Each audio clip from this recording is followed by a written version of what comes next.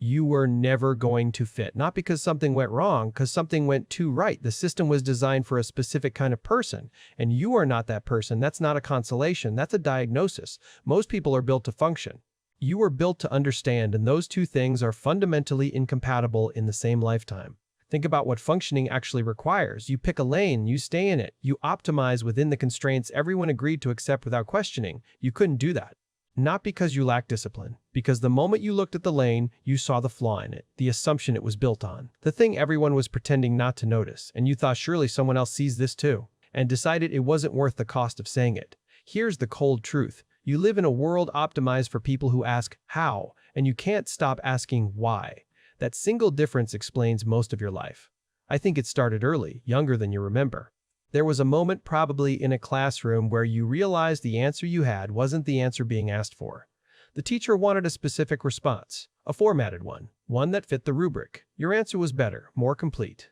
It accounted for variables the question hadn't even considered. You got marked down anyway. And that was your first introduction to a rule that governs ordinary life: correctness matters less than compliance. You never accepted that rule. Which means every institution you entered, school, workplace, social groups, was operating on a frequency you could receive but never quite transmit on, not because you weren't trying, because trying harder at the wrong frequency just produces louder noise. Here's something I want you to consider. Every single social interaction you have, you are running a background process. The other person isn't running. You're tracking what they said, what they meant, what they're not saying, whether their logic is consistent, whether this conversation is actually going anywhere, and simultaneously monitoring yourself for whether you're performing normalcy convincingly enough. That is not conversation. That is surveillance of everything simultaneously, and you do this automatically. You can't turn it off. And then people wonder why you're drained after an hour of small talk. Small talk isn't small for you. It's expensive. It costs processing power you were using for something actually interesting. You know what ordinary people get that you didn't? A ready-made identity? A script? Study this. Work here. Want this. Be this kind of person. The culture hands it to you pre-assembled, and most people just wear it. Not cynically. They genuinely find it fits well enough. You put it on once, it didn't fit. You tried adjusting it, still wrong. You tried understanding why it didn't fit, and that's when things got complicated. Because once you start pulling at the seams of an identity, you realize it's not tailored to anyone, it's mass-produced. And the people wearing it comfortably aren't more self-aware than you, they're just less bothered by the fit. The problem with seeing through a construct is that you still have to live inside it. You can't unsee what you saw. So you've been building something from scratch while everyone else already moved in. That takes longer. It looks like falling behind. It isn't. Let's be precise about this. You don't procrastinate because you're avoiding work. You procrastinate because your standard for beginning is understanding the whole thing first. You need the complete map before you take the first step, and maps take time to build. And while you're building the map, from the outside, it looks like you're sitting still doing nothing. I think you've been called lazy by people who were just moving fast in the wrong direction. Speed without comprehension isn't productivity, it's just confident confusion. But here's where it turns on you. Sometimes the map never gets finished, because every new piece of information adds new territory. The more you understand, the more there is to understand, and the starting line keeps moving, so the thing stays in your head. Perfect, untouched, theoretical. And a year passes. Most people want connection. You want something more specific and harder to find. You want someone who finds your mind interesting, not tolerable, not manageable, actually genuinely interesting. And for a while, sometimes you find that someone who asks real questions, who doesn't need you to simplify, who stays in the deep end with you. Then something shifts. They start wanting warmth over depth, consistency over exploration, and you realize you don't know how to downshift into that. You're not cold, you're just operating at a register most people don't sustain. So you've probably done one of two things: stayed and gone quiet inside, or left and been called emotionally unavailable. Neither description is accurate. You're not unavailable, you're selective. There's a difference. One is a deficiency, the other is a standard. Here's the part that actually hurts. You're not someone who doesn't know what they're capable of. That would be easier, almost. You can see the version of yourself that operates at full capacity, the one that actually builds the thing, finishes the argument, ships the work. You can see it clearly, which means every day you don't reach it, you know exactly how far short you fell. That's not motivation. That's a slow punishment. Most people fail without a precise picture of what success looked like. You fail with a high-resolution image of it burned into the back of your head. And people around you say, just start. Just do something. As if the problem is initiative. The problem isn't initiative. The problem is you're holding yourself to a standard that exists nowhere in the external world, only inside you. And the external world keeps offering you things that don't meet it. I want to be direct about this. Ordinary life is structured around predictability. Same schedule, same social rituals, same incremental progress measured in metrics everyone agreed to care about. You can execute that life. You're intelligent enough to perform it convincingly. But performance has a cost, and you pay it every single day you spend optimized for someone else's definition of functional. The job that doesn't use your mind, you can do it, but it costs something that doesn't show up on any performance review. The relationship built on comfort instead of substance, you can maintain it, but something in you goes quiet. Ordinary life doesn't break INTPs dramatically. It dims them, slowly, consistently, until one day you look up and realize the sharpest parts of you haven't been used in years.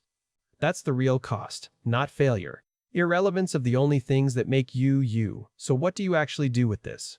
I'm not going to tell you to find your passion or bet on yourself or some other thing that sounds useful and means nothing. Here's what I think is actually true. You need problems that are worthy of you, not problems you can solve, problems that push back, that require the full architecture of how your mind works, that don't have obvious answers. Because here's what happens when an INTP finds a real problem: the procrastination disappears. The social exhaustion becomes irrelevant. The identity confusion quiets down. Everything that was friction becomes fuel. You were never unmotivated. You were under-challenged. Those are not the same condition. The ordinary world kept handing you problems already solved and asking you to solve them again, slower, with documentation. You're not going to wake up one day and find ordinary life suddenly fits. That's not the arc here. The arc is different. You build something that fits you instead of reshaping yourself to fit what exists. That's harder. It takes longer. It requires tolerating the in-between period where you haven't built it yet and the old thing no longer works. Most people can't survive that gap. You've been surviving it your whole life without knowing that's what you were doing. The discomfort you've been treating as a problem, that's actually evidence you haven't compromised yet. Keep that. It's worth more than the comfort you gave up. I think you already know this. You've known it for a while. You were just waiting for someone to say it without flinching. Here's something worth thinking about carefully. Every INTP who ever built something that mattered, they didn't succeed despite how they were wired. They succeeded because at some point they stopped fighting the wiring. Not dramatically. Not in one moment. Just a quiet decision: I'm going to stop pretending this isn't how I work. And something shifted. The same brain that spent years trapped in analysis suddenly that became an asset. Because in a world moving fast and thinking shallow, someone who actually goes deep becomes rare, not weird. Those are opposite things. The person everyone called overthinking becomes the only one who caught what everyone else missed. I want to be precise about what changes, because vague optimism is worthless to an INTP. When you stop performing normalcy, you stop spending the majority of your energy on maintenance. The constant background processing of, am I too much right now? Should I simplify this? Is this acceptable? That quiets down. And what's left is an uncomfortable amount of capacity. You start finishing things. Not because discipline suddenly appeared, because you're finally working on something your mind doesn't resist. The resistance was never laziness. It was your system rejecting inputs it recognized as unworthy of full processing power. Give it something real. It runs. The procrastination that defined years of your life, it doesn't disappear. It just stops applying to things that actually matter to you. And you realize the problem was never you. It was the assignment. Here's what also changes, and this one surprises most INTPs. When you stop editing yourself for mass consumption, the wrong people leave. Quickly, which is uncomfortable at first and then clarifying. What's left are people who were specifically looking for the unedited version. People who found the simplified version of you less interesting, not more. Who were waiting for you to stop performing and just talk. Those connections don't require maintenance the way ordinary ones do. They don't drain you. They actually restore processing capacity because you're not running the surveillance program the entire time. You spent years believing your depth was the barrier to connection. It was actually the filter keeping out the connections that would have cost you everything and returned nothing. And then there's the work. I think the most dangerous thing that happens to an INTP in ordinary life is that they get good at the wrong thing. They're intelligent enough to master something that doesn't interest them, and the mastery traps them, because now they're qualified for the thing they don't want. And starting over looks like going backwards. But here's what accepting your nature does to that trap: it reframes the cost. Yes, starting over is expensive, but staying is also expensive. You've just been paying the cost of staying in smaller, invisible increments in energy, in engagement, in the slow erosion of the parts of you that actually work at full capacity. At some point, the accumulated cost of staying exceeds the one-time cost of leaving.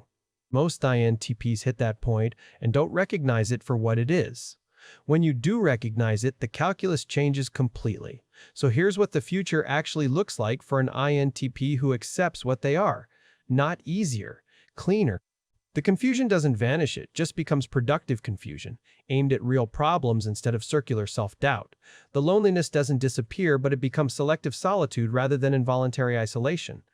The high standards don't lower, but they finally get applied to work worth doing instead of weaponized against your own starting line.